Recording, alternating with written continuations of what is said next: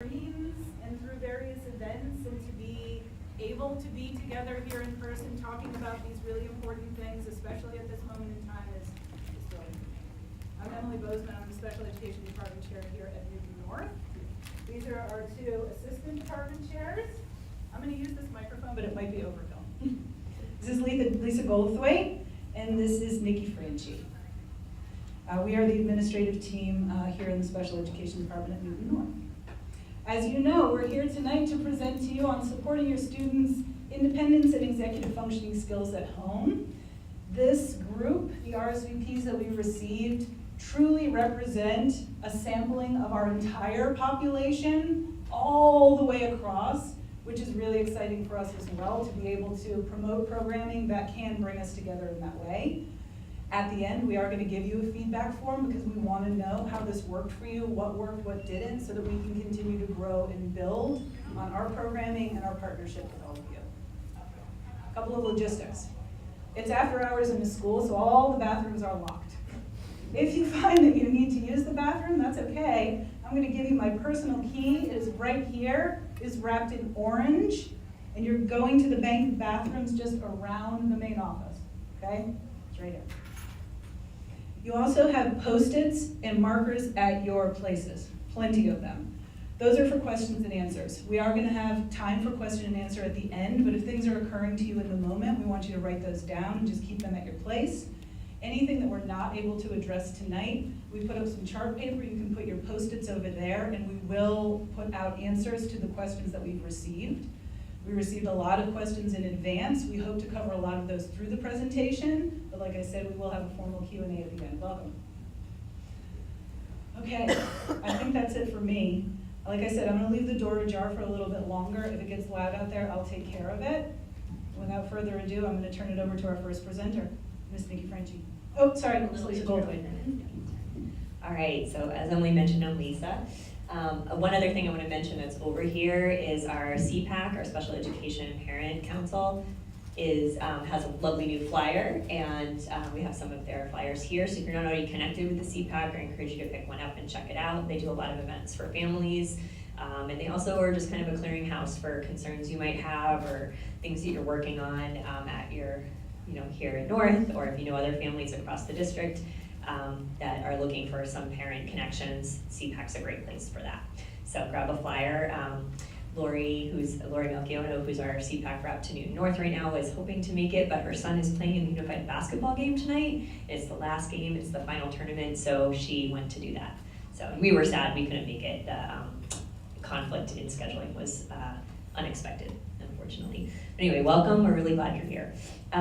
So to kind of start off, a little bit of an overview of our agenda tonight.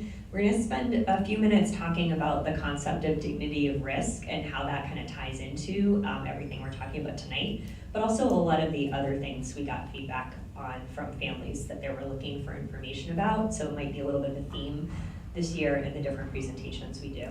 And how that balances with the duty of care, which is a concept related to what we all do as educators and what you do as family members. And then after that, Nikki's going to talk a bit about executive functioning skills, what that means both at school and in the home, and some strategies for supporting students with those things. And I'm going to then kind of transition into talking about some strategies that we use here at school commonly with all students that can help support their independence, both with school skills, but also with other types of skills that apply in your home and in the community. So, and we'll have a little Q&A at the end, hopefully. To start off, a background on dignity of risk. This quote is from Robert Persky. Sorry, my computer screen decided to quit at exactly the wrong minute, so I'll read off this other computer. He's the primary researcher that originally kind of coined this idea and the application to individuals with disability. So I'll read it. The world in which we live is not always safe, secure, and predictable. Every day that we wake up and live in the hours of that day, there is possibility of being thrown up against a situation where we may have to risk everything, even our lives. This is the way the real world is. We must work to develop every human resource within us in order to prepare for these days. To deny any person their fair share of risk experiences is to further cripple them for healthy living. So this kind of sounds a little drastic, But the main idea here is that in order to learn how to be more independent in your life and become a more independent adult, you need to be given the opportunity to succeed, and that also means the opportunity to fail. That sometimes you are gonna fail, and you might learn from that experience. It can be scary. It can be something as seemingly small as maybe failing a test. It also might be something seemingly big, like when you're walking in the community, if you're not paying attention and you walk out in the street, you could get hit by a car. So that's the scary end, and then there's the kind of lower risk end of like, oh, I failed one test in my life, that's not gonna be the end of the world, right? And everywhere in between. And we as caretakers and educators, we have to figure out where our duty of care for our students are so that we can support them safely, but also give them the opportunity to try things and see what they can learn and see where they are gonna need more support. And hopefully over time, less support. Ready? So that was that concept. We have a short video here. It's only about 5 minutes long. I really like this video. We chose it for a number of reasons. But the woman who put this together, she is herself an adult with a disability. She has a really cool YouTube channel. I encourage you to check it out about self-advocacy in the disability community. And in this particular case, she's interviewing a series of adults from like late teens all the way up into like their older age, like 70 or so, talking about what dignity of risk means to them and why it's been important that the caretakers in their lives have allowed them those opportunities. So Nikki's gonna get that started for us. We apologize if there's an autoplay ad. We tried to queue it up so we didn't have that, but YouTube's weird like that. Is it working? Oh, whoops, sorry, internet connectivity issue.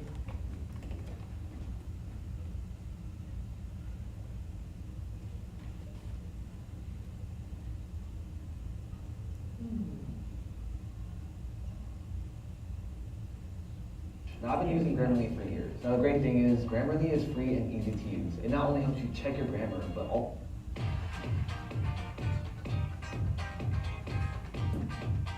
Welcome to another episode of Conversations with Ivanova. And this episode is very special. I actually get to have some other self-advocates here with me today. And we're going to be talking about dignity of risk. Dignity of risk is the idea that there is dignity in making mistakes. That there is dignity.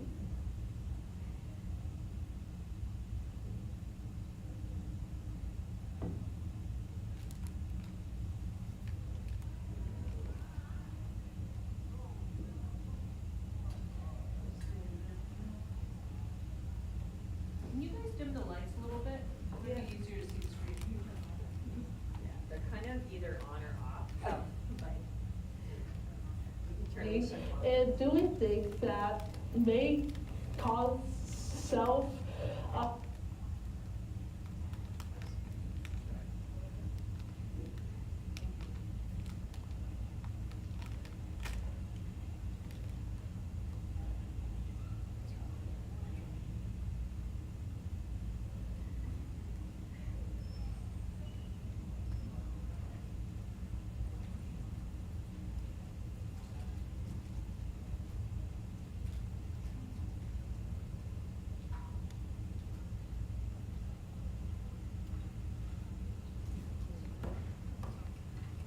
that you may make a mistake, that you may do something wrong, and that's okay. So dignity means like respect and value into something, and risk is something that is sometimes scary, or sometimes you're not going to be perfect at, or you may make a mistake. For me, dignity of risk was moving out. Going on my first date, it was risky, but I'm glad that I did it because I learned from it. Another way that my parents enforced dignity of risk is they wanted me to try to drive. And it did not work out. I messed up and it was not a good idea, but it was really important that I tried. So I have some other self-advocates here, and they want to talk to you about what dignity of risk means to them. I'll just touch on what Ivanova was just saying. It is good, nice to make a mistake, because people can learn from it. or have you, like, have you heard anybody being soft-hearted? It's like, I would like to support that person, but how can I support the best way you can? It's a learning experience. Sometimes I mistake myself too sometimes. And sometimes I mistake and my mind tells me, please don't do it because it does not pay. And also, I make sure I did it the right thing this time. Understanding we all are going to have inherent risks in life, but if you have a positive attitude and you know that you're going to get over that, that's the best way of approaching it. And also, what has been said here is support of a person that's making a risk. Support. I do Special Olympics for a living, so I know about risks and I know about making mistakes all the time. When you're up on the mountain skiing, there's a lot of risks and there's a lot of mistakes you can make. Going around a turn at 40 miles an hour and accidentally missing that turn and yard selling, that's a big risk. And sometimes you can take it out on yourself, but you just have to pick yourself back up, go right back through the gate and try to make a calculated risk. I see this a lot with our youth. They never get a chance to fail. And if you never fail, you never learn. And so here, when they become adults, they've never had a chance to make these mistakes, and then they end up making them later in life. And sometimes they're a lot more harmful when you have them later in life than you do when you're younger. And people they're more easily exploited when they don't have this experience behind them. So I think letting them live normal lives that take risks and make failures and have the consequences of those failures is a natural part of life, and I think we'll see people farther ahead in life by taking those risks. If we don't make our own choice about dignity, then Will and I are gonna get nowhere in life. We got to learn to make mistakes. So if you don't make mistakes, how can you learn to live life? We heard some really important examples of how dignity of risk is actually one of the most important key of lessons, of life lessons. You know, we have the same right to do things that are scary, to do things that are risky, and to learn from those risky decisions. And if we need support in decision-making, that people will support us in allowing us to take the risk and do it in a way that's safe. And so thank you for being here today, and thank you to all the fellow People First members here at People First Convention 2019. Woo!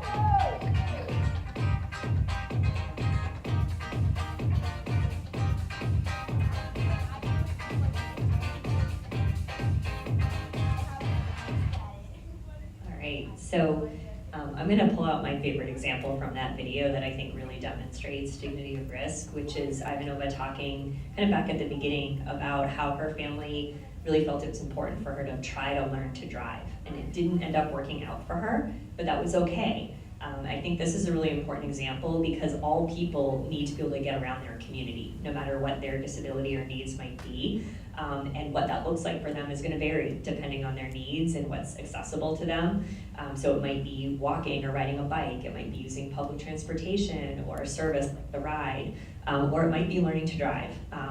And the point is that unless our individual students are given the opportunity to try these different modes of transportation and learn how to do them independently, with support obviously at first, we never know which one might work for them. So, based on your child's need, you may want to have a conversation with them about that. Like, what are the systems we're going to use? What are the ones we want to try?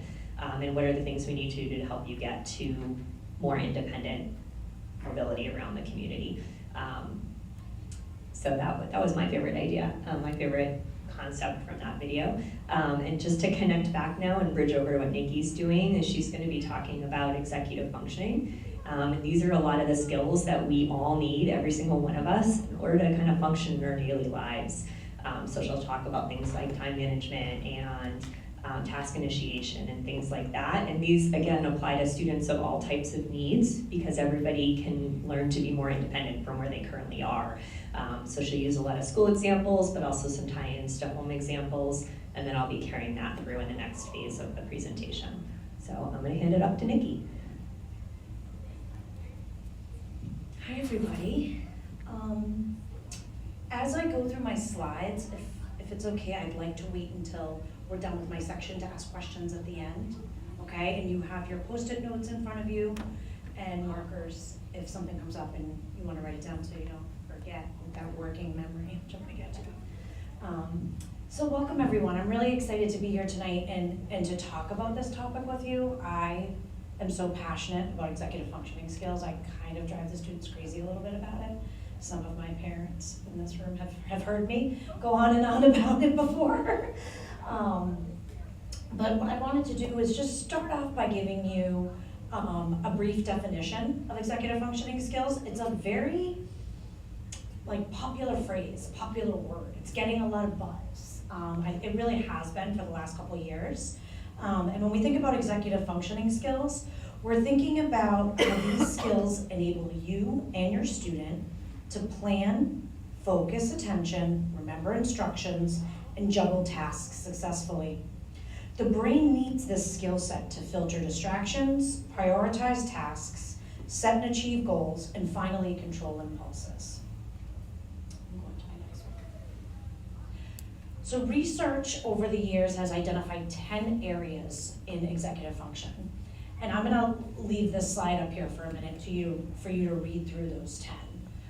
During your students' time here, we work on all those areas. Tonight, I'm gonna specifically focus on 5 with all of you, but wanted to expose you to, when you look at research, there's usually between 7 and 10 areas that have been identified.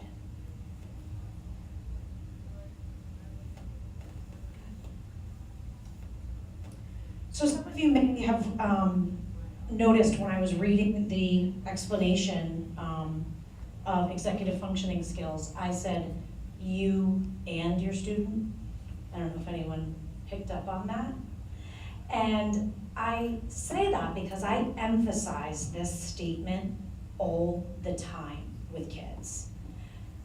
Everyone has a strength and a weakness within their executive functioning skills. Your coworkers, your relatives, your friends, clerks in the grocery store, everyone has a strength and a weakness within their executive functioning skill set. You may hear from your student that there's a teacher maybe who really lags in getting work back. That's a weakness in their organization. Or you could hear from a student that there's a teacher who's frequently late for first period. It's their time management. But I really try to emphasize to kids that this is something that everyone works on. I thought I would activate us today just by thinking a little bit about how our students' executive functioning strengths and weaknesses impact our lives. And one of the main reasons that I really want you to think about this is because our experiences up until now is that you are the executive function of your kids. You're the skill set and you execute for your kids. So our hope tonight is you can take away some strategies that I'm going to introduce you to help fade off of your kids, okay? So raise your hand if you started your day maybe this morning with raising your voice a little bit and reminding everyone in the house over and over again what time it is. I have a 9th grader, 7th grader, and a 4th grader, so. So I would like it if you could just take a minute, turn and talk to your neighbor about some of the challenges that you face each morning in your house. Teenage boys.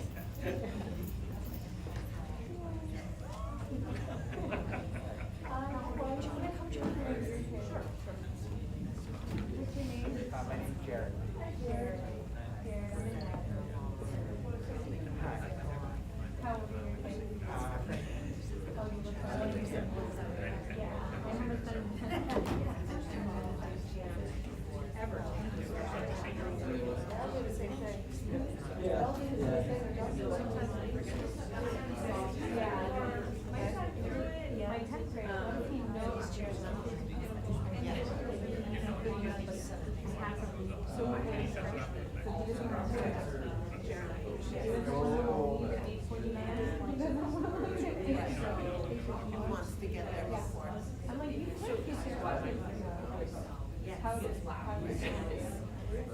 Yeah. Yeah. Yeah. So then I can't get Jeremy on. So I have to.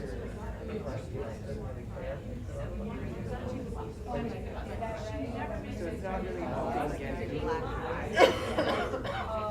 To get to the bus stop. So Class, because carpool is sometimes late. And his first, he has two friends, his last name starts with C and he starts with B. They walk across the end of the party. The last name of B, he hasn't gotten down yet. He doesn't get marked out. But it's like, it snowballs, it's like a show. And he can't. Yeah. So then I'm out and you're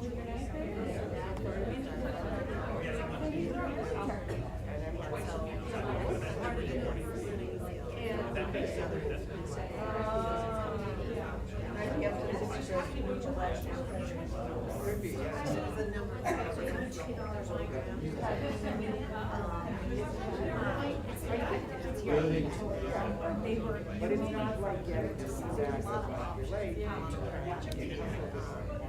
One more minute and then we'll wrap it up.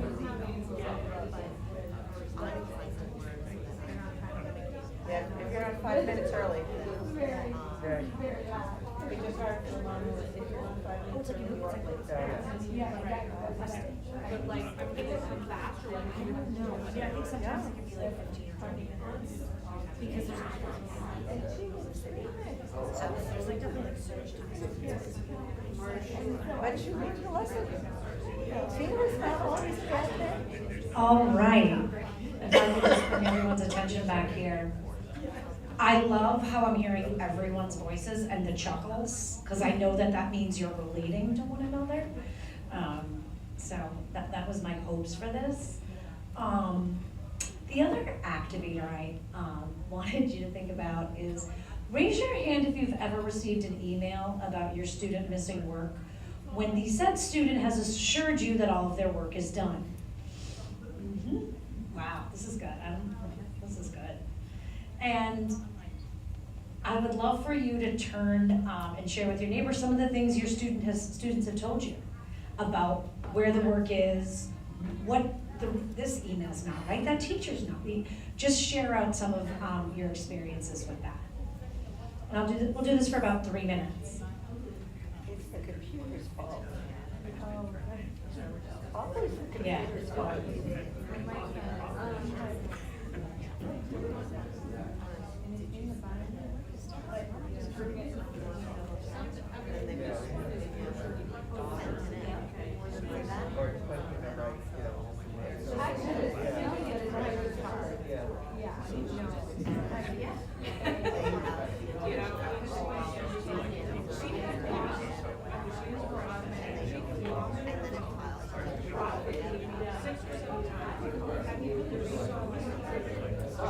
Really detail oriented.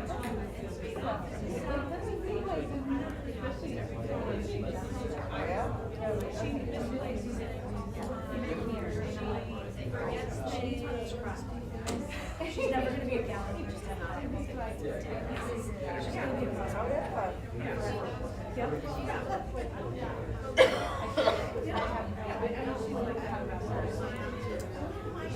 I was so grateful my kids opened up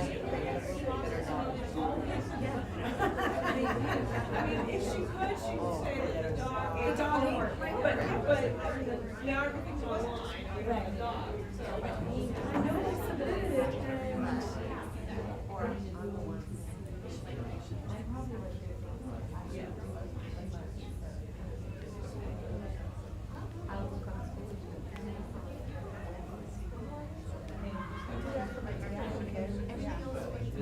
Just these people are sitting in your typical. Yes. Yeah. It's equally as fun.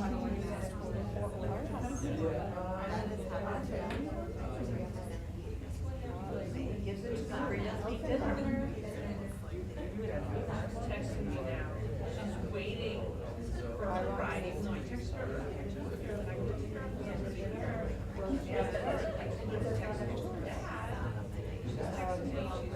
Waiting outside, waiting outside.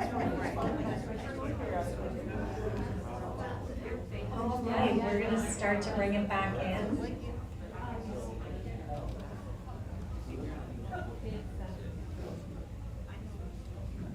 There was a great teacher over at the middle school who really strong about it. Does anybody want to share out any observations or connections that they just made? You don't have to at all, no pressure.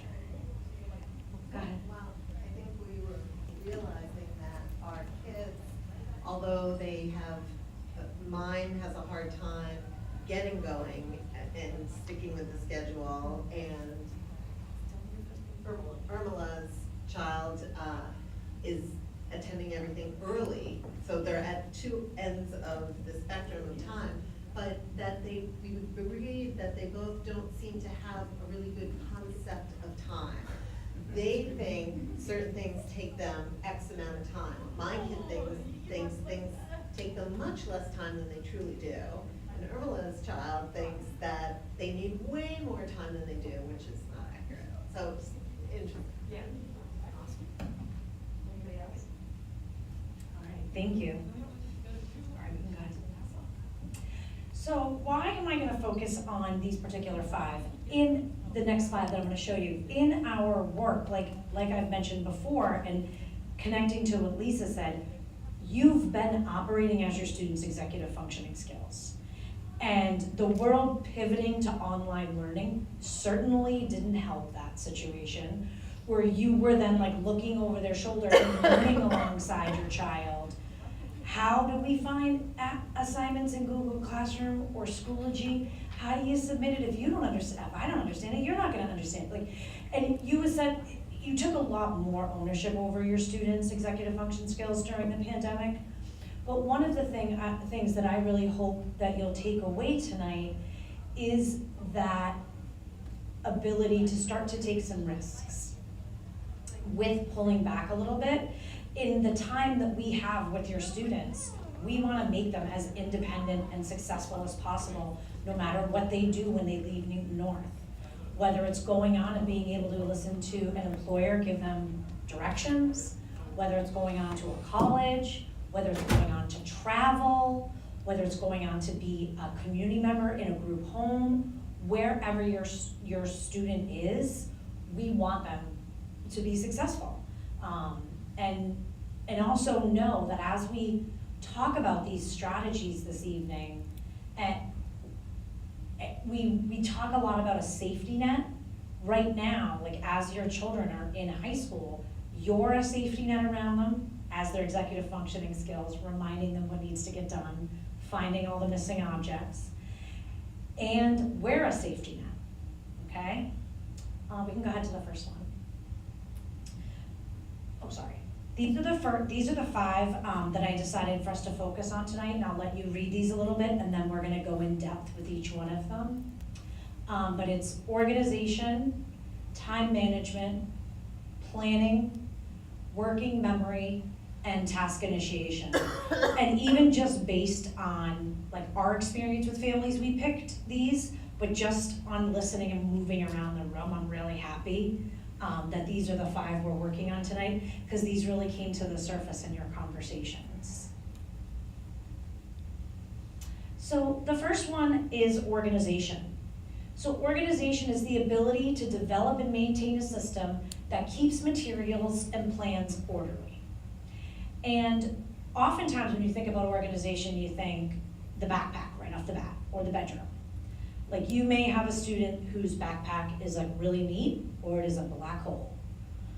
I have worked with students that I have found sandwiches that I'm not sure where they came from in there.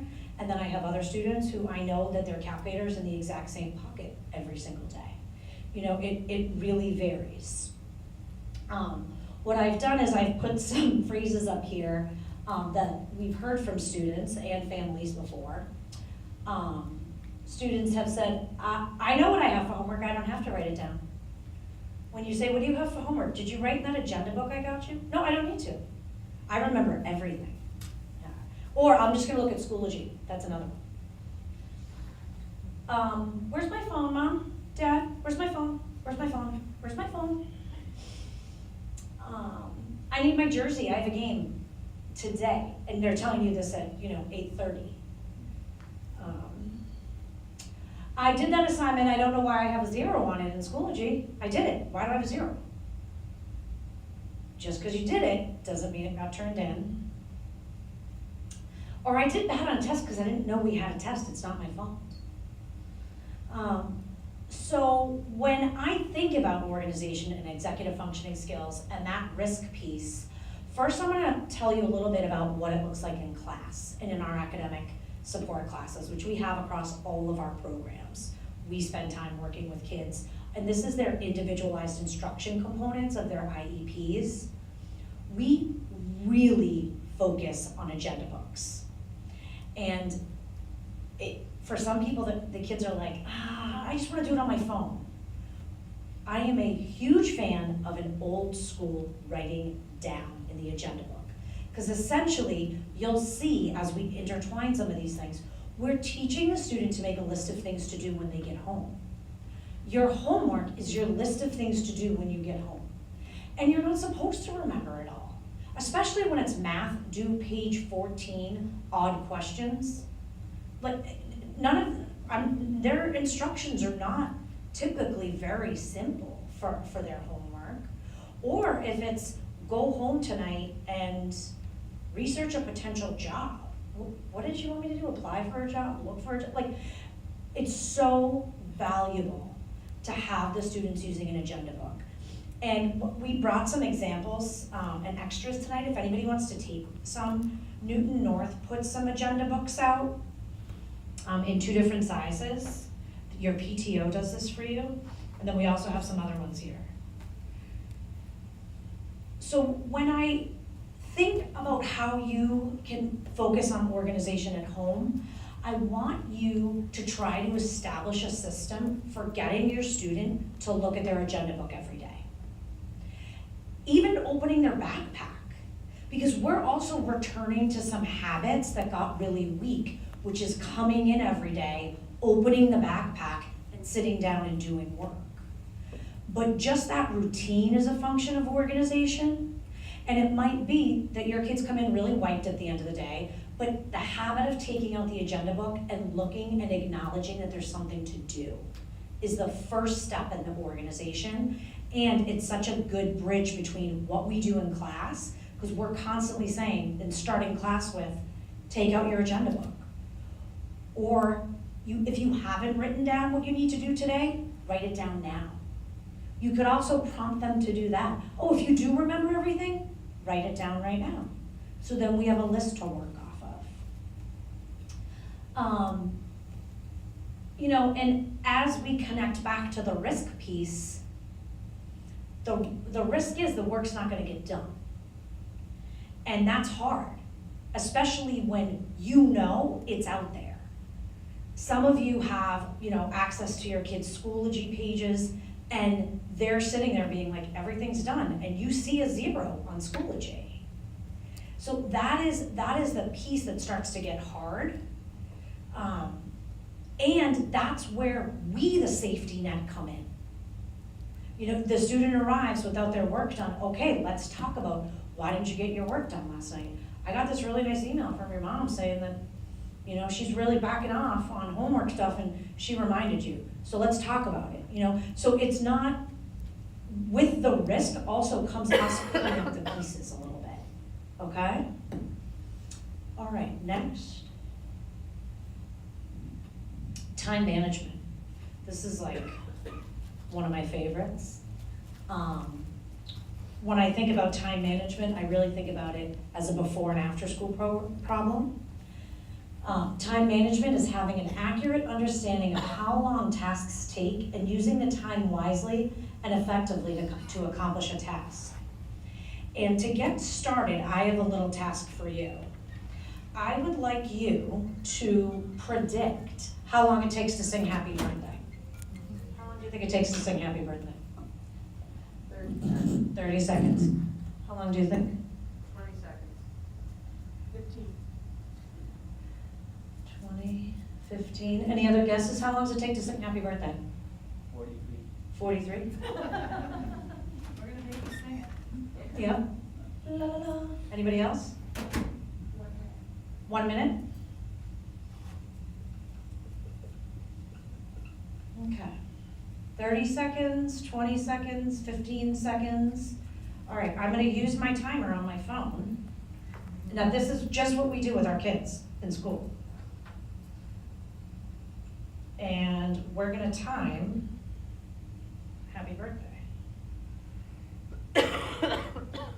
Are we ready? Happy birthday to you, happy birthday to you, happy birthday to Newton North Tigers, happy birthday to you. Okay, 11.2 seconds. And the reason that that is so impactful is because it is a shared experience that my students come to the classroom with. It's a common thing. So, 11 seconds. Okay, so some people allocated a minute, and it's always so interesting because the kids will be like, no way, I've been singing that my whole life. It takes way longer than that. Similar to, how long does it take you to brush your teeth? And there's always a similar phenomenon. So I put a couple quotes up here too that we hear a lot of. I'm late, that is the standard kind of thing we hear in all of our homes. I didn't know I had to work today. Or I don't want to put my iPad away, I have 5 more minutes. When you've given them 5 minutes, like 8 times already. So, we do that activity as like an activator in class to get the students to think about the passage of time. Because that is what's really tricky, and I heard that from a lot of you, is your kids don't have a concept of how much time has passed. Another activity that we do in class that's a really good one to carry over at home is how long it takes your student to read a page. And the interesting thing is it's gonna take the student, if you're reading, my sophomores are reading All American Boys. Reading a page in All American Boys is a very different amount of time than reading a page in Romeo and Juliet. And it's important to point that out to the students. When you're reading something that's really interesting and, oh wow, I can't wait to see what happens, that's very different from a Shakespearean Old English play. And when a student says, I'm gonna get that reading done, I have like a half an hour before practice, I'm gonna get it done. You might be able to read All American Boy in a half an hour, but you might need 45 to 50 minutes for the same amount of pages in Romeo and Juliet. And one of the things that we do is we set timers a lot. And I ask the kids, look at what time it is when you start this assignment, tell me how long you think it's gonna take, and then record how long it actually took. Just to give them a sense, and this really connects back to the agenda book, because if a student can estimate it takes 40 minutes to do one of their math worksheets, and then they see the math worksheet in the agenda book, they already know there's 40 minutes of work there on that list. And that's what we're trying to build, is this awareness that then connects to planning. So I strongly encourage you to use timers at home. Timers on your smartphones, kitchen timers. A really fun way to engage your student in this is the brush your teeth. How long does it take you to brush your teeth? Oh, like 10 seconds, Mom. And then they're in there and they're watching TikTok and like 8 minutes go by. Like, it's hysterical. Like, they don't realize how, they're so distracted by the other things. They're in there brushing their teeth for half the morning. And they're like, yeah, I was just brushing my teeth. But they don't even realize that they've made the carpool late now. Like, they don't realize the impact that some of these have. All right, next one. Planning. So planning is the ability to figure out how to accomplish our goals. And when I think about families, and I think about goals, like the goal this week is like we all get out on time one morning. Or the goal this week is everybody goes to all of their activities with all of their supplies, and nobody has to drive back and drop off something that's missing. Or the goal is we all try to have a meal together. Very realistic goals. And when I think about, some of the things, when I go back to that piece about you all being there, executive function kind of manager, and you sharing, you have a test tomorrow, you've got to study. you know more than they do. I hear that a lot. Or a student coming and saying, I need a physical for tryouts next week. It's not easy to get to the pediatrician for a physical in the next 5 or 6 days. Like, it just doesn't happen. But to the kid, they're like, yeah, you can make that happen. Otherwise, I can't play the sport. And now you're running around, borrowing, and pleading, trying to get the physical appointment, when the kid's known they were gonna play the sport for months. I got a 0 because I didn't have an outside reading book for class. Say it's a Monday, and you've spent the entire weekend saying, do you need anything for school this week? Do you need anything? Are you all set for school this week? Because you know you would have taken them to Barnes and Nobles, you would have ordered something on Amazon. This is, like, you would have prevented this had you known. So this is where, you know, we start to get into that risk piece, and where I feel like parents do and families carry a lot in terms of executive function is the planning ahead. So we in class think about, we sometimes call it a Schoology walk or a Schoology tour or agenda book walk or agenda book tour, where we look at Monday, what do you have for the week? What's coming up? Do you have a test coming up? Well, I don't know. All right, let's check on Schoology. Has your teacher posted anything? Do you have a paper due? And just often going subject by subject and looking at what the plans are. In addition to that, as our students get older in their time here, we say things like, do you have any appointments this week? You know, some of our students have an outside therapist or go to the dentist, you know, every few months. Like, oh, do you have anything else this week that we need to be aware of? Or is anything due in terms of like a library book, or do you need to bring a certain material to school? So we do that in class. And one way I want you to think about carrying this over at home is, I use the phrase Sunday night setup, where you allocate a little bit of time on a Sunday and you sit with your student and look at the week, with the idea being that eventually you're gonna fade off and the student's gonna do it on their own.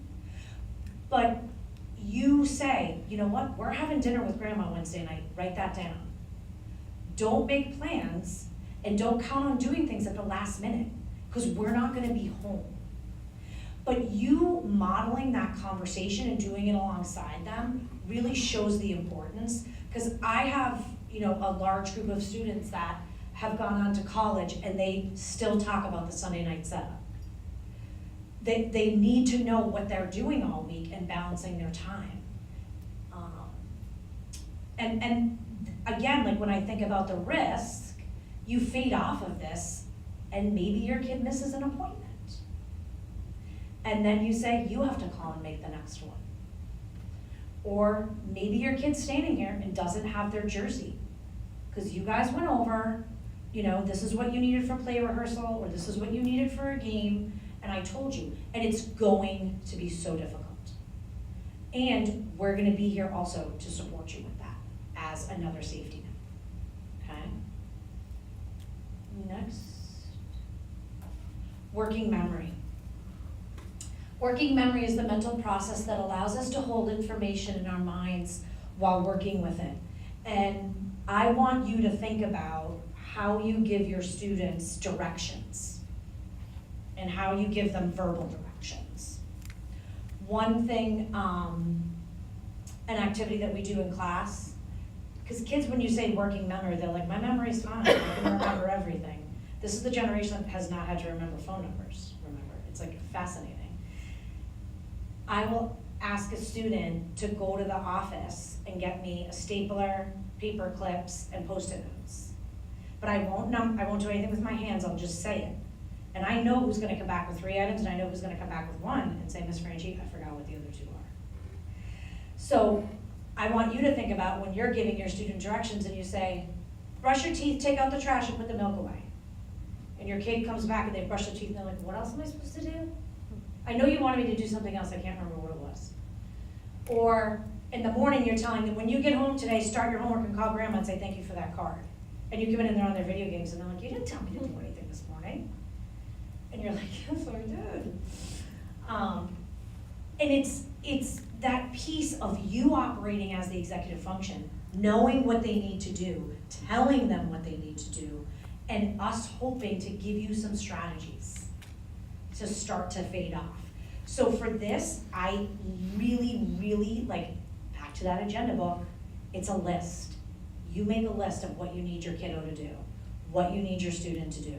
And we have lots of Post-its here today. Feel free to take Post-its home. Put a Post-it on the bathroom that says, you need to be out of here by 8:20 so we can be on time. You know, make them aware of the time and remind them. Many of our students struggle with trying to hold information while doing other things. And then you think about the intensity and the rapid pace of a morning routine. That's when the phones get lost, that's when the lunches get left, that's when the binders are on the table, that's when you're getting the call that the homework is there. You know, put a note on the door, don't forget binder. And you could start by modeling for yourself, write yourself a note. You know, put a couple grocery items on a list and show them, because making a list is a lifetime strategy. It's something that everyone uses all the time, to-do lists, and that is what we're essentially teaching them to do. And another piece here, I just want to connect kind of back from planning and connecting into working memory. Have any of you ever used the Google Calendar? Okay, so you'll see in one of my resources, at the end, there's a tutorial that one of our academic support teachers made on how to like do an introductory usage to Google Calendar. That's another place you can put reminders. And you can, the kids' phones will ding with the reminder. You know, you could do a Wednesday night on Google Calendar, take out the trash. And that's okay, like you could start with something small. I just started to put my daughter's orthodontist appointments on Google Calendar. It's great, because we're sharing the responsibility of remembering to get there. It's great. Yeah. Where is that video on YouTube? When we leave today, we're gonna share these slides with you, and I put that video in the resources page. Okay. The last one tonight from me is task initiation. And you know, this is the ability to independently start tasks when needed. It is the process that allows you to just begin something even when you don't really want to. And you know, we hear a lot from students, I'll do it later, I'm gonna do it later, I'm gonna do it later. Or there's like a dedicated space in your house maybe where you're like, oh, when your stuff's here, please bring it upstairs. And they just walk by it, and they walk by it. And like, my kids, I think, would rather trip on the stairs than pick up the objects on the stairs to go upstairs. So when I think about what this looks like at school, we often see students coming in and maybe having a hard time getting started, even in class. They get all their materials out because they're reading the room and like, oh, if I just get all my stuff out, she's not gonna notice I'm not working. And I sometimes say to the students, like, what are you taking out first? Oh, I'm gonna do my math. And then the next day, I'm gonna do my math. What are you avoiding? What are we not starting? Because I often like refer to it as like a dinner, like what are the vegetables here? What are we leaving to the end? And that's what they're having a hard time getting started with. And it's really hard to name a strategy for you at home, except to acknowledge the hurdle in starting. And talk about that with your student and have that conversation. Hey, I noticed you've been sitting there for a while, you haven't got started. What's going on? Well, I don't know what I'm supposed to be doing. All right, let's look it over together. But it's a hard place to fade off of, because you want to sit there and with them until they're done. But acknowledging the hurdle it goes a long way for kids, because also we're working with kids right now whose academic stamina is a little bit low post-pandemic, and they haven't had the rigor of academics at home for homework that some students have had in the past. And it's okay to name that and say, you know what, you're having a hard time getting started. I'm gonna set the timer for 5 minutes, I'm gonna let you have a snack, and then we're gonna get started. And you have just used time management, made a plan, acknowledged the initiation and like intertwined all of these things. But it's really about, I feel like, supporting them in that piece, because the frustration level goes really high, really quick with these students. I can't get started, I'm not gonna get started, I'm never gonna get this done, the backpack gets thrown and we're done for the night. And it's like, yeah, like, do you wanna pick that battle? It's hard. And then you don't want them not to do their work, but you don't want them to have a 0. So it's really important, you know, even if you're having a hard time getting your students started, and you do get them started and they only do half of it, that's okay. There's the risk piece of, I just worked with them, I got them started, they only did half of it, but that's all right, because we made progress on something else tonight. They got started and I walked away. And we found a strategy that worked for getting started. Okay. I think that's it for me. So we're gonna share this out after. These are some of like my like go-to resources, understood.org, Pinterest.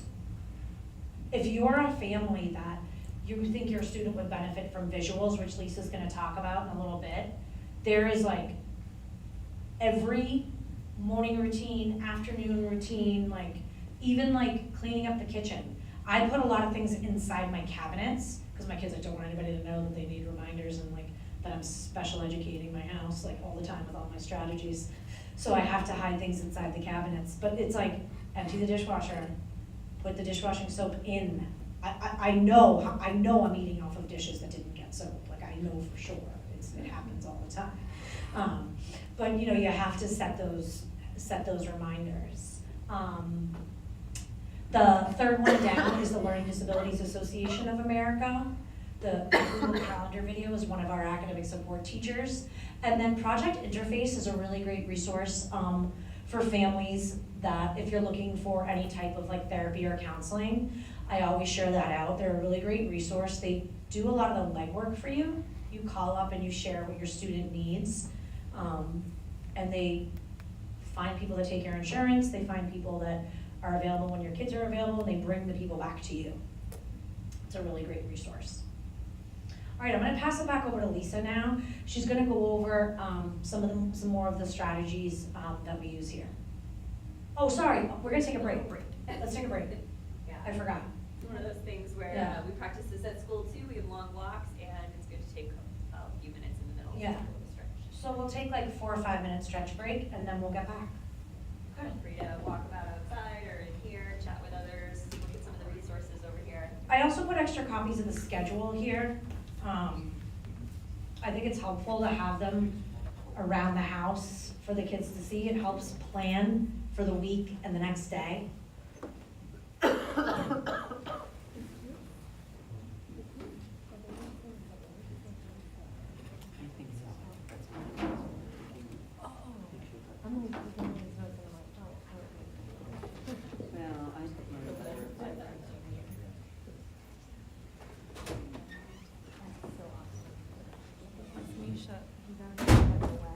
What?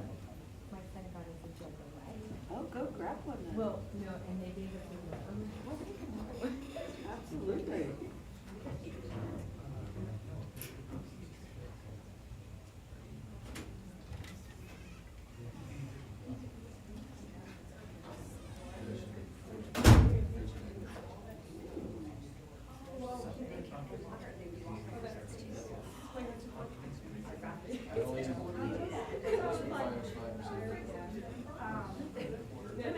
Who's your student? Yes, okay, so I recently met him. Yes, exactly, so I recently met him. Is that what you did here so far?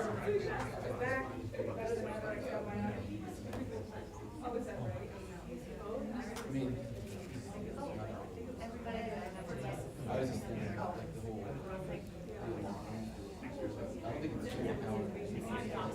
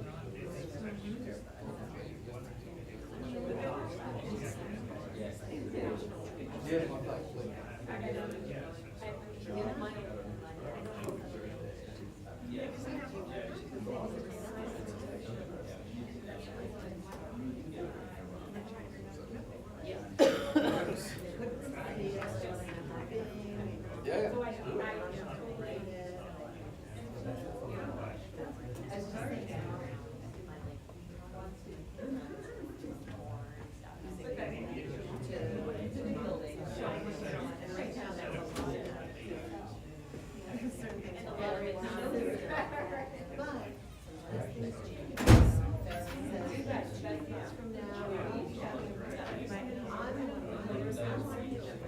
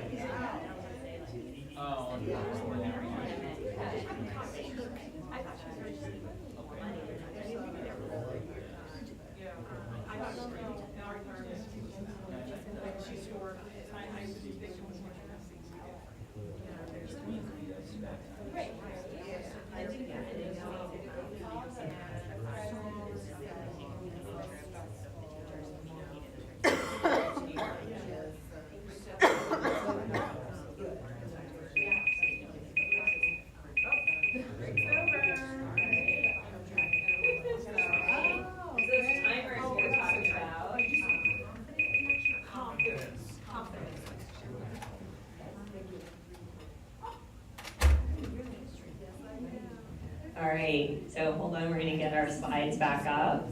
Get it. So we were trying to model for you some strategies that we use commonly at school. There was a timer. If you didn't know, you can just put in Google 5-minute timer, and it gives you a 5-minute timer. One of my students taught me that. Huh? You thought it was a fire alarm? Sorry, didn't mean to panic you. Also a good thing to practice, like safety skills, and how to get out of the house, go to the, call the fire department, whatever. Anyway, so Lisa, again, just to remind you, I'm gonna try to make some bridges from what Nikki was talking about into strategies that we use both at school and you can use at home. Thinking about academic skills, but also some of those daily living skills that we all have to learn. So there's many connections. Nikki focused a little bit more on some academic examples, but as we go through these strategies, I'm gonna try to make connections to both academics and daily living skills. So we're gonna move on to our next slide. So just as a quick show of hands, think about whether your student does these things. Not are they capable of doing these things, because a lot of students are capable of doing things that they don't necessarily do. Think back to task initiation, but with a little more focus on things that are not necessarily homework. So raise your hand if your student does their own laundry, any aspect of the procedure, from putting things in the hamper to actually getting them fully clean and folded. All right. Great, all right, so a fair number of folks do that, but not quite everybody. What if, raise your hand if your student prepares any meal for themselves ever, or snack, like, so there's got some so-sos and some hands up and some not hands. Next, if you're, raise your hand if your student can take a public train or bus on their own. All right, so a little less hands, right? Newton's a pretty publicly accessible town. I'll say too, like I spent 4 years in the greater Boston area without a car. You can get a lot of places on public transportation. Takes a little longer, but sometimes depending on traffic, but you can do it. Raise your hand if your student is in charge of buying their own toiletries or other sorts of items like that. Like food. Yeah. Toiletries. Yeah. So there's a lot of things you're still providing for your student now, even as a teenager, that in the future they might be expected to get for themselves. Something to think about. Raise your hand if your student schedules their own appointments. How about if they're aware of the fact that they have appointments? A few more hands, okay. So that's something to think about as well. All of these have an analog in what Nikki was talking about, right? In terms of managing your schedule, understanding how long things take, task initiation. There's a connection there between skills, academic skills, and skills that you use in the home to manage yourself more broadly, not just your academic piece, but chores, taking care of yourself, cleaning your clothing, and feeding yourself. That's an important one. I think I survived college on popcorn and toast. Next slide.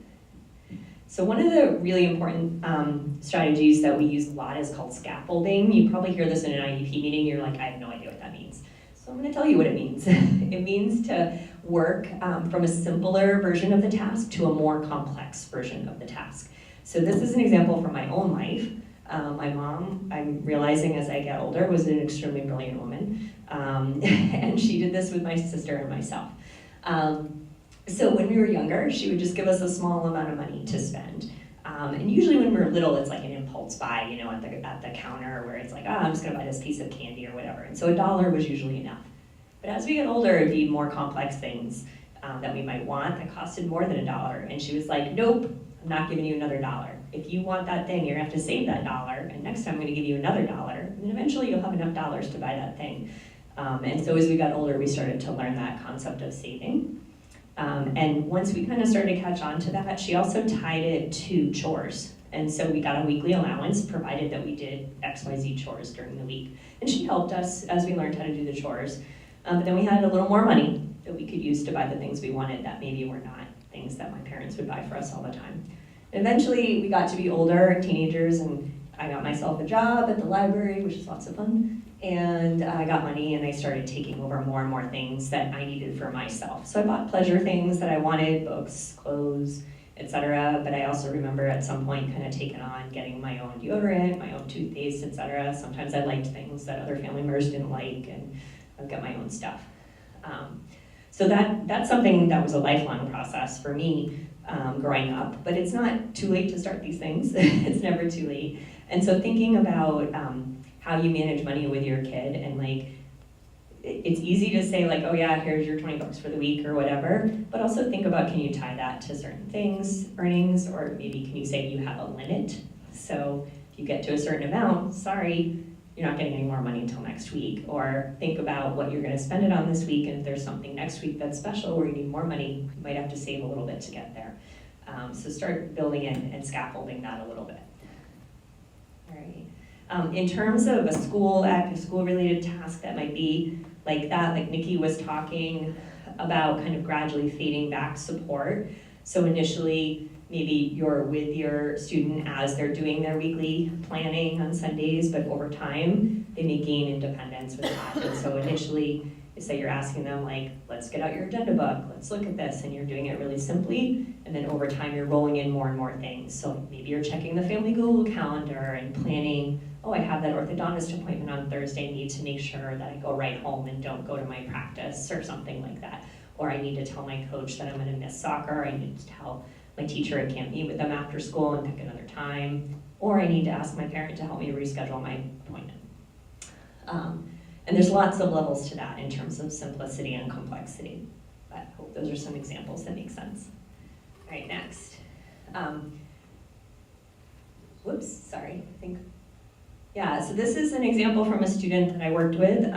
All of you have children that have some level of support from the schools, a lot of people consulting to their team, their case manager, other specialists, etc. Who is consulting may depend on your child's need a little bit. But in general, we have access to a lot of resources at school where we can even pull something in temporarily if we need. In addition to that, many of you also probably have some providers outside of the school. Your child's medical team, a counselor, private services that they get through your insurance company or other resources, etc. So think about this example as a school-based one, but think about all of your resources if you need to in the idea of consultation. So in this case, I was working with a young man with cerebral palsy. And his mother was a lovely person who cared very deeply for him, but she was very nervous about letting him try certain things because of his motoric issues.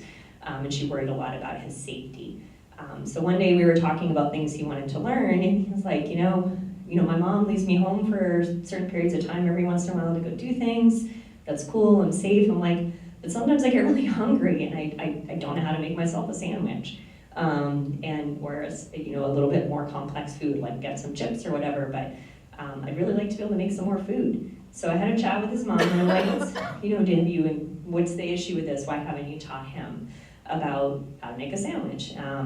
And she said, oh, well, it's just always been easier, and I felt like it was a little safer because I wasn't sure how he could handle a knife and whether that would be safe for him. So we brought in the OT that was consulting to the program to talk a little bit about that based on his needs. She observed him a little at school. Mom talked about some of the issues at home. And the OT was able to model for the parents some strategies around how to work with the sandwich, spreading things, cutting, etc. Mom modeled these things for the student at home. He participated a little bit, would do a few steps with mom's help, and then she would fade back a little bit. And then eventually he was independent with it. It didn't take a long time for him to learn once the strategies were in place. He just had never been given the opportunity to do it. And so that kind of ties back to that concept of risk, that if his mother had never given him the opportunity to learn how to do it, he never would have. And it didn't mean he couldn't, he just had never had the opportunity. So think about those things. What are some tasks at home that your child doesn't know how to do, but maybe you could work on them with them, and then over time fade back so that they could take on more responsibility. And if you're struggling with how to do that, maybe reach out to some of the people on your child's team, whether it's their home team, like meeting medical people, other providers that might be in your home, or their teacher at school who might be able to connect you with a resource or pick some brains and give you some strategies that you could use at home, or reach out to other providers that we have available at school. It doesn't mean you necessarily need a direct service. A lot of times it's just someone teaching you a little strategy that you can carry over. Did that just for therapists. The other concept here, it's just a little bit more of an academic analog, I would say, is technology has become huge for us. A lot of things that used to be assistive technology are now very commonplace. We use them every day. They're built into your computer, your tablet, your phone, etc. And so a lot of times something you're struggling with your child, you just ask for a quick consult with your child's case manager. They might be able to point out a strategy, a tool that is commonly available that you can use to help coordinate things across school and home. And I think Nikki's example of Google Calendar is a really important one.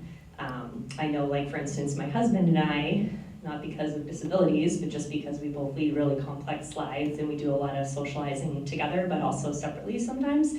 We have a shared Google Calendar, so we always know what each other's doing. And if we want to make a joint plan, we can look and see if each other is available. And that's a really nice thing to do with your family in general, with your partner if you have one, with your child, just so everybody's kind of aware of what's going on all the time. All right, next one. So fading support is another example from my own life. I think shopping is a skill that takes a lot of risk, actually. You don't really think about it until you're sending your kid into a store by themselves and you're wondering what's going on while they're in there. Are they going to come back with the right amount of money? Did they come back with the right items? Did they encounter a stranger in there that tried to take advantage of them? Did they get lost? Etc. Right? And so a way to think about that, and Nikki talked about this earlier, but fading support is that initially you're providing more support, and then as the student becomes more successful, you're stepping back a little bit, and then you're stepping back a little more, and a little more, and a little more. And in this example of shopping, initially, maybe you make a grocery list with your student, you go to the grocery store, they're with you while you're navigating in the store, you're teaching them to look for signs and other things that'll help them find items in the store. As they master that skill, maybe you give them a few things to get, you send them a couple aisles over, you meet somewhere. Master that skill, okay, now I'm gonna wait at the front of the store, here's your list, go get things. And then eventually you can send the kid in the store on their own. As you go though, you wanna be teaching those wraparound skills, like what do you do if a stranger approaches you? How do you identify a store worker to get help? How do you read those signs to know What does that word produce mean, for example? Well, I know vegetables, I know apples, I know oranges, don't know what produce means. And then making sure they understand how to use money, keep their wallet safe, not leave it hanging around. You want, if they have a debit card or a credit card, how to use that, manipulate it in the machine, etc. Examples for this, like Nikki gave a lot of really great examples about fading support, but it can look like maybe initially you're setting up reminders for your child to do certain things, or you're the one initiating going over the schedule for the week, and over time you might fade that back and ask the student might be setting up their own reminders, but you're working together to set up the reminders. And then once they're kind of doing that more independently, you're maybe just checking in with them and say, like, let's look over your reminders. What do you have to do this week? And then eventually, hopefully they're managing it mostly on their own, especially if it's routine. All right, next. Nikki spoke about visual supports. I think this is in some ways one of the easiest ones, but in some ways, I think we take for granted how much we all use visuals in our lives. Like whether you're putting together a piece of IKEA furniture, learning to use a device or a new appliance that you've got in your home, remembering a routine or helping your child to remember a routine. These are all things that visual reminders are helpful for. Sometimes they include pictures, sometimes they're just words. I have examples of both up here. You know your child, you know whether a picture might help over just words. So if you're making your own directions and you're hanging them up in various places in your home, or having your student make them and put them in their phone. A lot of kids like to take pictures of these things and just keep them on their phone, for example. There's nothing wrong about how you make a visual. Just think about what works for you and your kid. If you're not sure what works for your kid, maybe reach out to their case manager. They might be able to say like, oh yeah, I do use pictures for that. Or no, they're fine with words. Think also about vocabulary when you do this, especially if it's a task that they haven't been encountered before, and maybe they don't know all the vocabulary that's related. So you might need to teach a little vocabulary, or that might be a reason to include a picture. If they don't know what spin cycle means in the laundry, you might need to include a little information about that.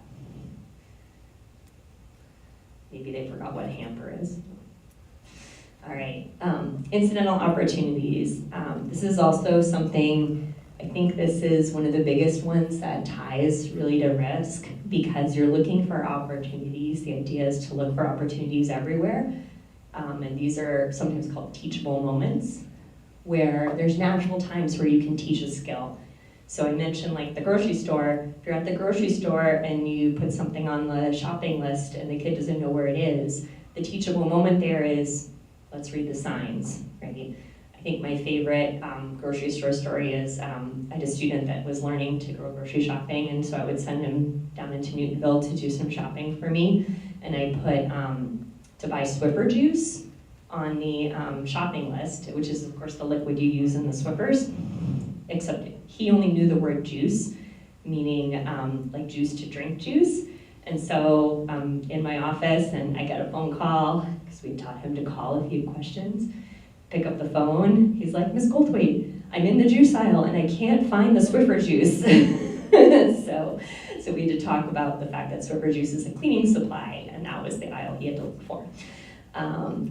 So you have to, whoops, we lost the page. But that was a natural opportunity where he encountered a problem, couldn't figure out what to look for, and the strategy he had learned was, well, I need to ask the person I'm buying something for. So maybe I'm gonna call my mom or dad and be like, wait, did you mean, when you put cereal on here, did you mean Cheerios or did you mean Lucky Charms? And by the way, if you forgot to answer your phone, I'm buying Lucky Charms. So again, like a couple of real world non-school examples of this is if you're traveling as a family in the community, maybe taking the train, is making sure you read the signage with your student and helping them be aware of things like what's inbound, what's outbound, what are the stops on the train station, which stop is the one I get off at to go to my house, things like that. Reading the train schedules, you can look it up online on the MBTA website ahead of time, plan out your trip, talking about time management, how long does it take to get from here to Fenway Park on the train, for example, and if I need to be there at 7 o'clock for the game, what time do I need to get on the train in Newton Highlands? You can also teach them more about how to load a trolley card, etc. So all the steps of that routine is something that initially, if you're traveling in the community with them, you just want to be teaching them and helping them be more aware of all the steps. And then over time, they can hopefully pick up those steps and do more of those steps on their own. Thinking about purchases, I think this is a big one, is that idea of setting monetary limits for your child if you need to, so they can learn what it means to manage money. Even if you have the resources to give them infinite amounts of money, it's still an important skill. I remember very distinctly a time I took some students out to Cabot's, and there was a young man who wasn't used to not having money, and his parents had forgotten to give him any cash that day, and now they have an ATM there, but for a long time Cabot's didn't. I think he had maybe $3 in his wallet, and it was really hard for him to understand why he couldn't order everything he wanted off the menu, because he had never experienced it before. So we had to do a long process saying, no, you can't get a full entree and ice cream and a soda and you only have $3. And so anywhere you can work on that with your student is going to be helpful. And then it's kind of nice if you have an opportunity to tie that to something that they need to do around the home, so they start to learn about how to earn money and make those connections. Now there's a lot of jobs that are available for teens because we have a pretty good job market, so if your child's at that point where they could get a job in the community, that's a good way to experience that as well. All right. Last slide. We're really good on time. I think that one, in terms of incidental learning opportunities, the other side of that coin is natural consequences. And this really goes back to risk. Nikki talked about this a lot. Like, you don't study for your test, you might fail it. You don't wash your jersey for your game, you're gonna have a stinky jersey for your game. Or maybe no jersey for your game and your coach might yell at you. Those are natural consequences. The flip side of taking a risk is that you might experience a consequence.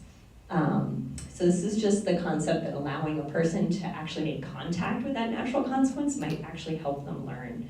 So the example I have here, I encounter this a lot. I work with kids in the theater department. They come right from school for rehearsal. Maybe rehearsal goes from 4 to 6. They've been at school since 9 in the morning. Lunch was at noon. They're pretty hungry by 4 o'clock because they're teenagers and they're hungry pretty much all the time, but they're especially hungry if they haven't had anything for 4 hours.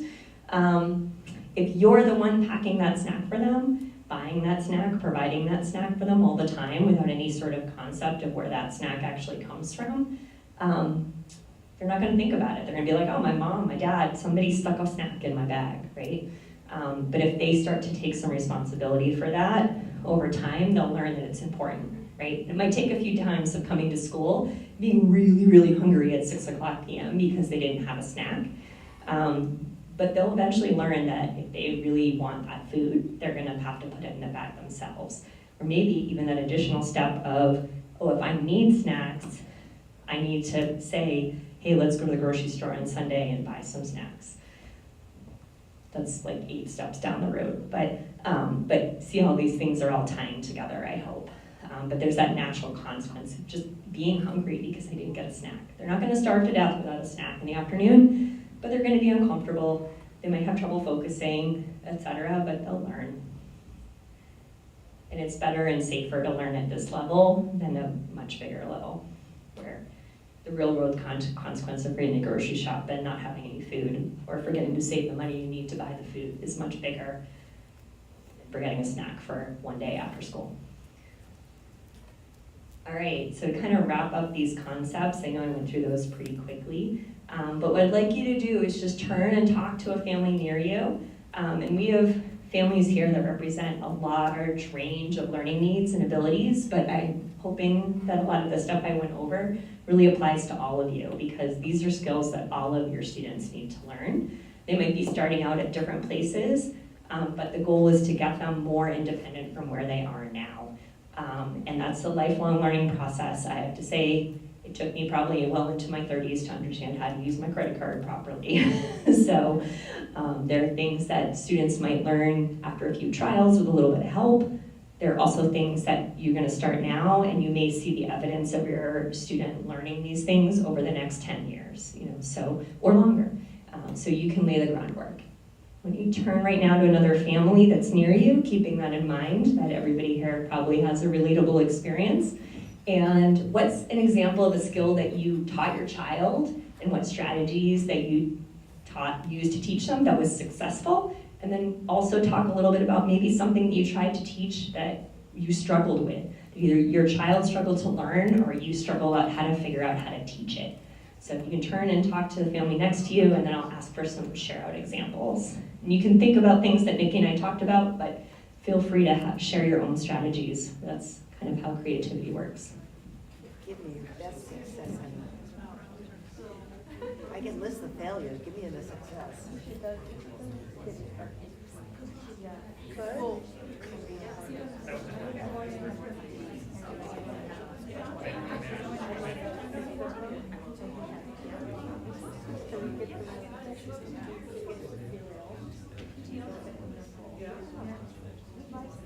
Can you play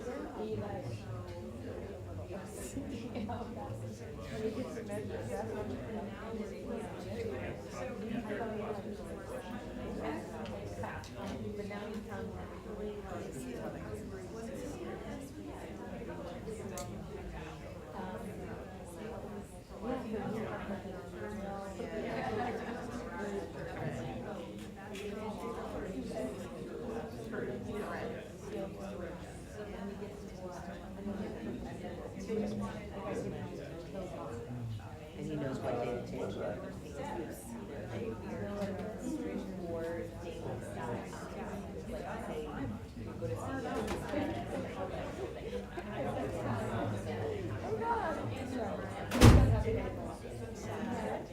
But like you say, it's like intentional setting up.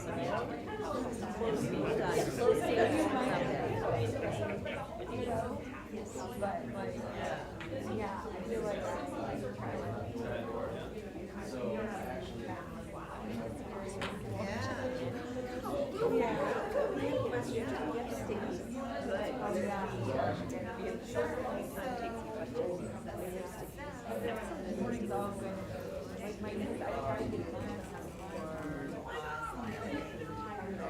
during pandemic, I think they can do it. What?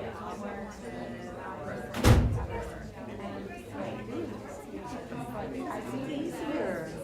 Yeah, it just gets done, it doesn't get out of watching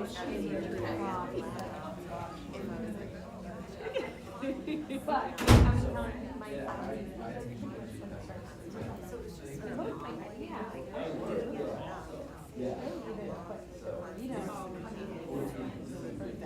whatever on.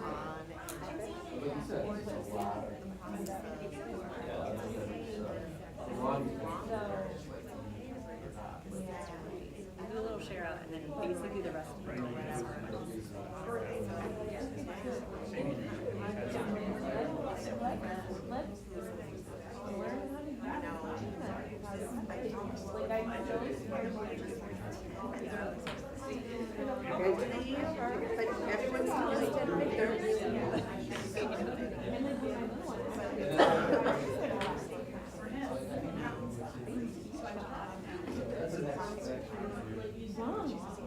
I have to say, as in Girl Scouts, I talk about dignity and risk, right? We're learning how to use the judgments, right?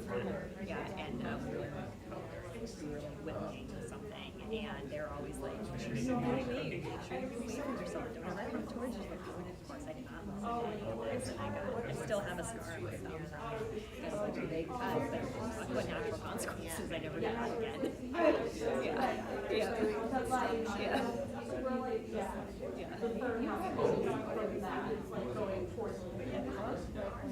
when I was younger,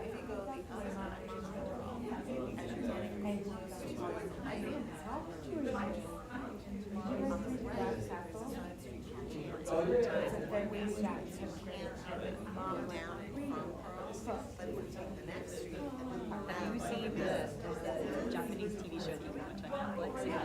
They're sending the poppers on aliens and stuff. It's totally scary. Like they're little kids, like 3-year-olds. And they're like, she's a kindergarten kids are walking 2 miles to school by themselves crossing the street. And she was having a fit though.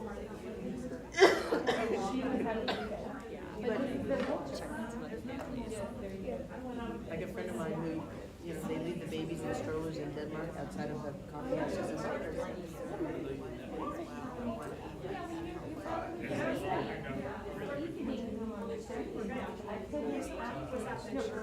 All right, so seems like people had a chance to share a few examples with each other, and I want to make sure we have a little time for questions. So if you guys wrap up your thought, and we'll do a little share out. Does anybody have an example they'd like to share? Anybody have an example they'd like to share? Either something, yeah. You have a good money one? Go for it.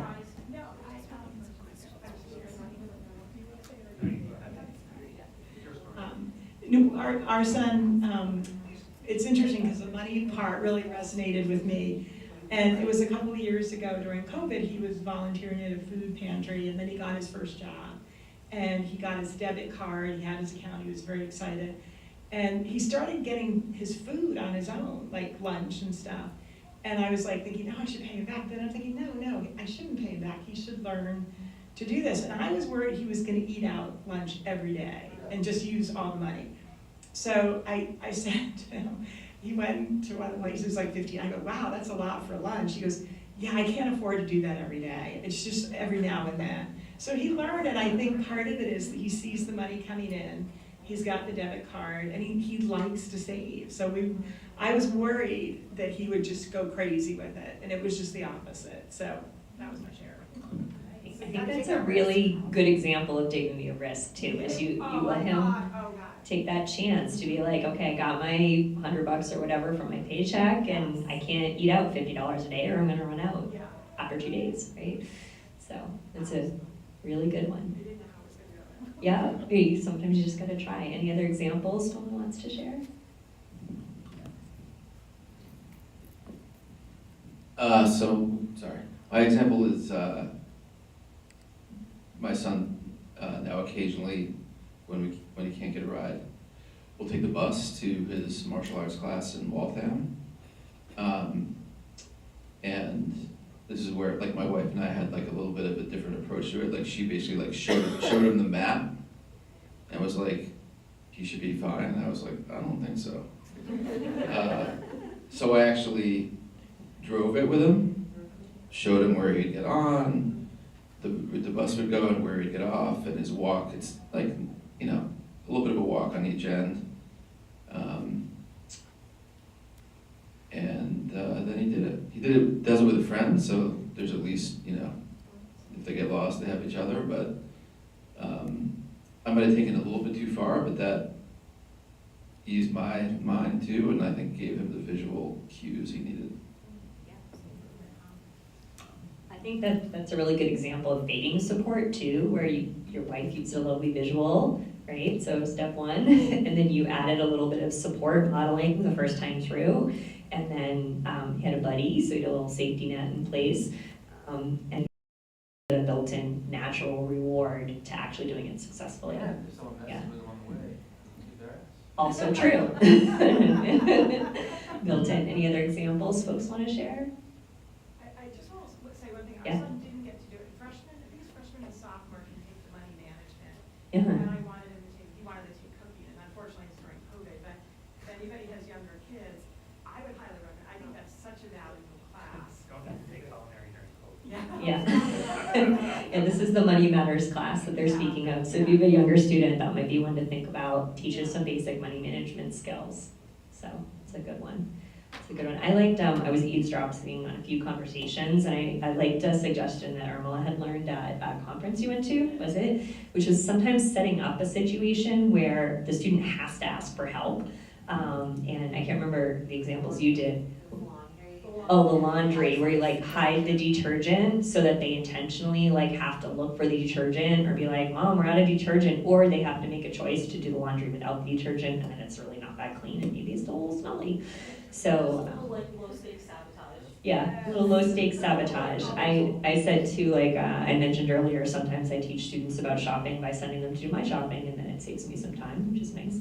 But sometimes I would intentionally put things that were a little unclear on the list so that they would have to do some problem solving to figure it out. The Swiffer example was totally unintentional.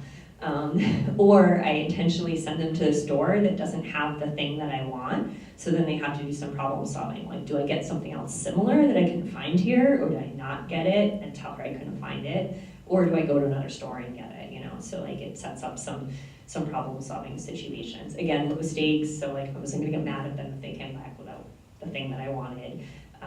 Maybe they go back. Like last week, actually, a student went to buy my yogurt and they didn't have the right kind. She chose not to buy it, came back and told me about it. And then I said, that's okay, you can go back another day. And she did, she went back the next day and it was there and she brought it back for me. So that is my example. Any other examples folks want to share? Anyone have an example of something that you struggled with? It's okay if you chose to only share positive examples. I like to end things on a positive note. All right. So I added a couple more resources on this last slide, and as Nikki mentioned earlier, we're gonna send these out afterwards. We've also had one of our lovely TV media students up here videotaping for us, and so we'll be sending out the video of the presentation for you to watch again if you really love watching us. But also if you know of other families that wanted to make it and couldn't make it, you can point them at the video. We'll be sending it out to all of the parents of students here in the special ed department. So these agencies, these are more broader resources that I was trying to think about. Boston Center for Independent Living has a lot of really amazing workshops and conferences for teens around independent living. And it's really geared at students with a broad range of needs. So don't think that your child can't access it, because they really go out of their way to make it accessible to a lot of different types of students. And then they also just have a lot of resources in general for families, so I encourage you to check out their website in general.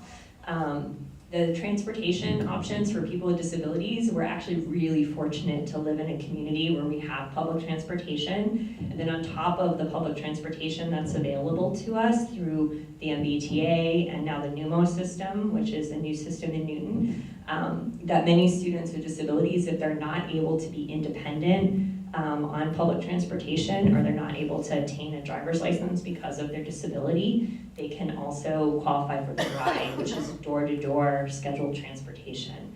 You can't quite call them up like you can a taxi, but you can schedule them ahead of time and then get them from door-to-door transportation, like from school to work, or to home, or from home to a workplace, or to a doctor's appointment, or to grandma's house, whatever. And that's another thing where you can think about scaffolding, like building them up to being able to do it more independently. And then Partners for Youth with Disabilities, they do a lot of mentoring. They also offer conferences for teens. The mentoring program is they match you with an adult.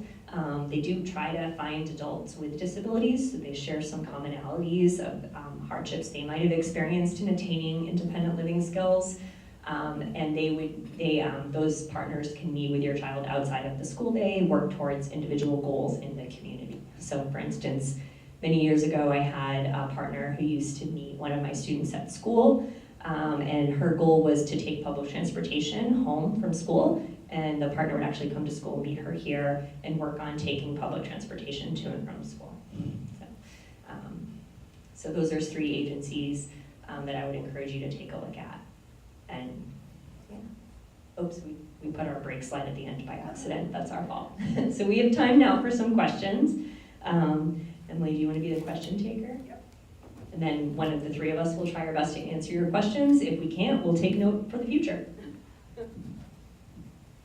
I'm a mic runner. That's what I'm not a question manager.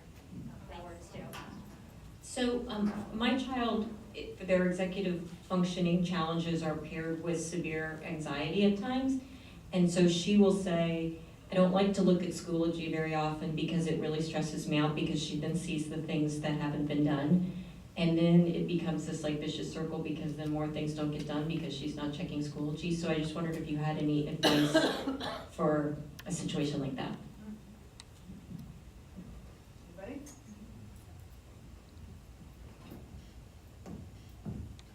I think one of the stressors about Schoology is that the kids don't have control over what they're seeing. And when you're using an agenda book, you're in control of what you're looking at. I often try to teach the strategy of, you know, this is what you need to do today, you either cross it off or check it off. If it doesn't get done, you carry it to the next day. Schoology, it's the right-hand column with the lists of tasks isn't always user-friendly because the teacher can set it to sit there as long as they want. And sometimes a kid will see the visual and think, I did that, why is it still sitting there? But the teacher has left it in the queue on the right-hand side of the page until all of the students have turned it in. So that's the other piece, is that Schoology is not always accurate and up to date for your student. And all the teachers use different settings, putting their assignments in Schoology. We've got them all using Schoology pretty much, but, And you some know. teachers don't put grades in there. Right, and some teachers don't put their grades in there, At all. yeah. Can I make a little document with no grade next to it? Yeah, We've done it. yeah, you've done We it, just the have no little, idea the how to little do it. mini piece of paper. So a little bit too with anxiety, it's something I struggle with sometimes too, when my to-do list gets really long. Is a couple ideas, is I try to put some things that are really easy to do on my to-do list every day, so that I can check them off and feel really accomplished. And it makes me feel a little less anxious, so when I get to that thing that's a little bit harder, it doesn't seem like such a hurdle. So that would be something to think about if you're helping support a to-do list or agenda book.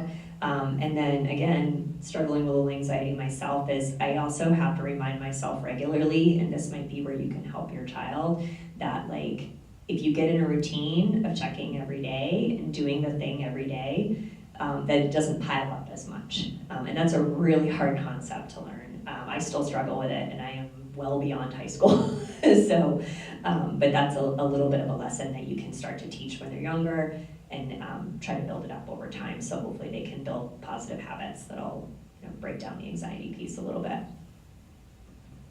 I love the suggestion of pulling it out of Schoology, you know what I mean? Because the tasks are the learning tasks, right? And when they go into Schoology, they take on a different flavor. They take on a credit, I'm trying to get my credit, what are the tasks, as opposed to that learning engagement. So to the extent that the agenda can support that too, sort of knowing what I have to do, but pulling it out here so that I can list it in a way that's friendly to me, I think makes a lot of sense. And it allows you to individualize that task list as opposed to trying to accommodate all the different versions of Schoology that the different teachers utilize.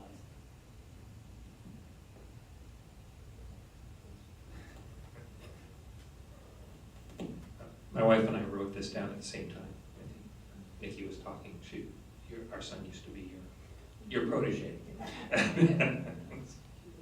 He may still think he is, I'm not sure. But I know he had trouble with the paper calendars, because the act of writing was relatively difficult for him, more so than some other kids.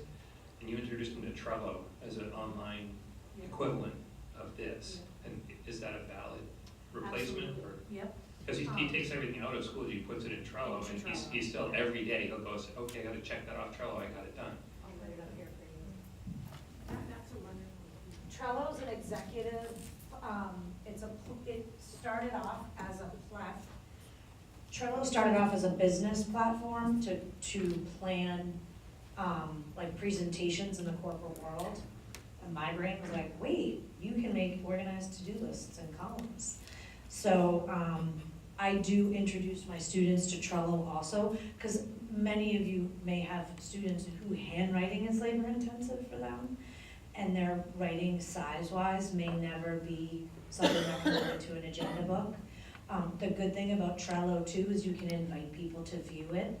That's where we can have the fading off eventually. But when I start a kid on a Trello board, usually like the academic support teacher can see it, or the special educator, and the parents. So, and that Trello has the option to check things off and move things to a completed place.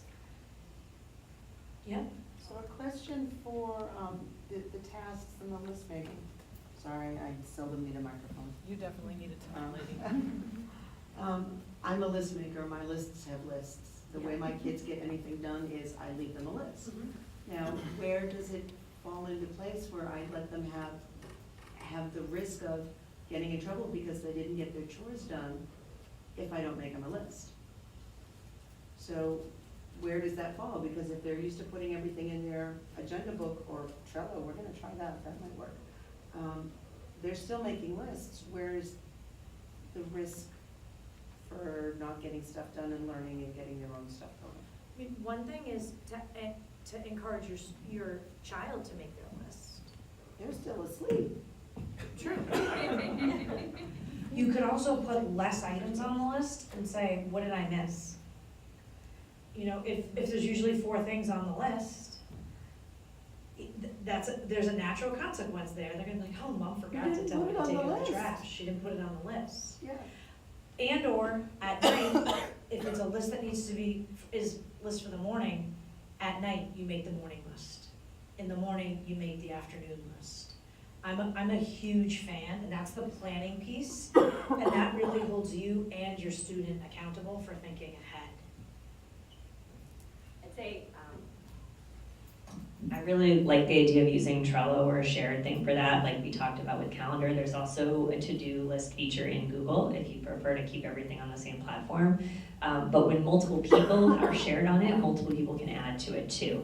And so if you put a few things on it and you intentionally leave something off, and later you say like, oh, I forgot one of your chores, and like see if your kid can remember which is the one that was forgotten. Or if you're adding a few things, but then maybe your child's adding a few things like, oh, I have soccer practice later this week, I need to remember my cleats. And so gradually having your student take on more things as part of the list, whereas at first you might be doing more of it and they're doing less of it, but then over time, as they're building other skills, they may be taking on more and more of it. And hopefully, eventually, they'll do it on their own. Or in my case, you'll do it with your husband, because he forgets things and I forget things, but we help each other remember things. And just looping back to that anxiety piece, like when a student sees everything one long visual list, it's instantly overwhelming. And when you break it down either into the agenda book or even on Trello, I have my students break it down by subject. So sometimes, speaking to what Lisa said, you know what, I only have one thing to do for English and then that's gonna be done. It feels like you've accomplished something and it feels more manageable. So that's just, it's not visually, that's Schoology makes me a little nuts if you can't tell. Yeah, go ahead. So Yeah. part of the problem, it seems like Schoology is the only way that we know when things fall through the cracks. Like when it puts all the weight on the initial list that they make. If they don't get everything on the initial list and keep carrying it through, and the only way you find, like she often finds out, and I find out after the fact, did you turn this in? When maybe that she did it and didn't remember to turn it in, or she didn't even realize it was a thing that she had to turn in. And so then then I feel like there's no, I don't know how to prevent she then won't check Schoology to see when she's failed, quote unquote. And that's why I revert back to another system. Because all the teachers are coming at Schoology in a different way. So that would be challenging for your student to try to manage all of that. Whereas this is what, right here is what needs to be done. When it gets done, it gets checked off. When it gets turned in, it gets crossed out. Like you can develop a system here that gives your student more control. And if it's not checked off and it's not crossed off, it's not done. And it just sits there too. And then you can open and say, why is this thing from 3 or 4 days ago still sitting here with nothing next to it?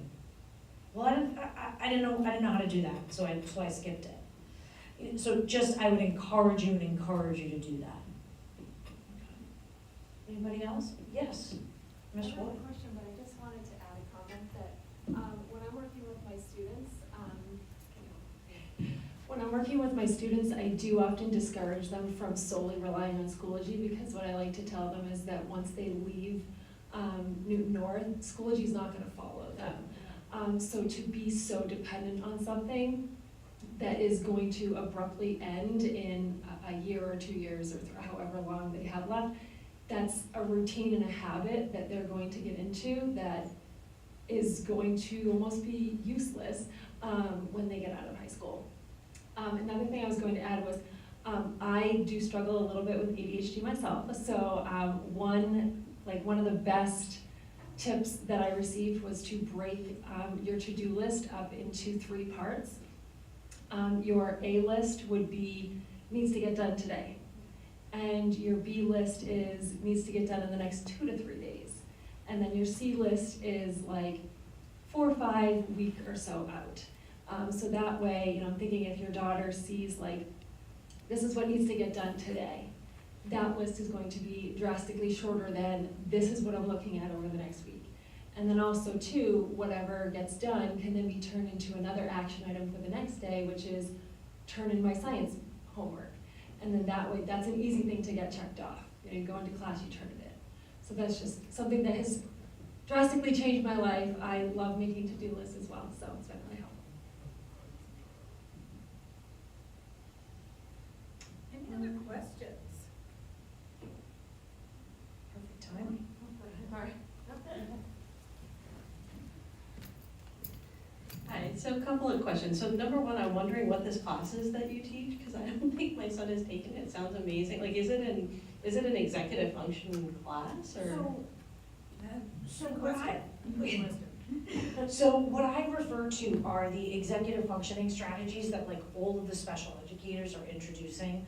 I've had the opportunity, because I was an academic support teacher, with a profile of students that were mainly college-bound, career-bound, very presented much more independent, but didn't have the level of independence that they thought they did, was the profile of the student that I was working with. But all of our programs have academic support and are approaching these things in different ways, at different levels, according to the students.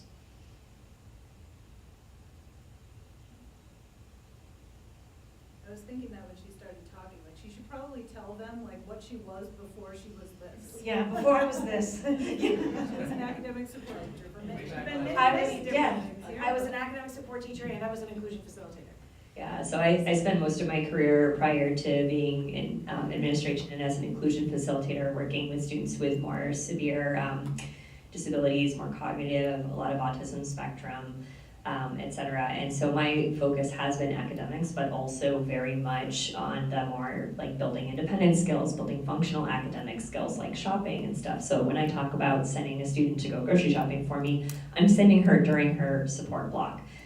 Because that's a skill that she's working on her IEP, and so she may not be going to science class and getting a diploma and the other ways students are doing, because her team, her family has decided that based on her needs that these independent living skills are more important. And so we spend a portion of her day working on those things, and so she goes during her support class and practices grocery shopping in the community with a staff member. And usually a small group of students. So that's my frame of reference, but I believe independent living skills are something you have to teach all kids at some point, whether they have a disability or not, no matter what their disability is, that you can take them from where they are now to increased independence. And that looks like different things for different individuals in their adulthood, but it doesn't mean your child can't become more independent than they are now.